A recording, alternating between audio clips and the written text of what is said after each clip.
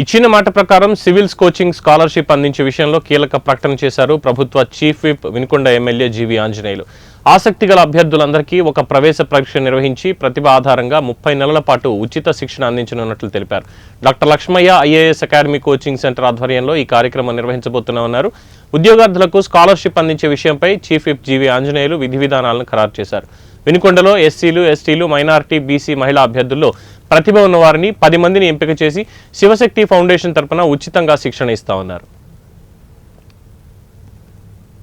ఈ అవకాశాన్ని సద్వినియోగం చేసుకోవాలని కోరుతున్నా. ఆదివారం దీనికోసం ఎగ్జామ్ పెట్టారు.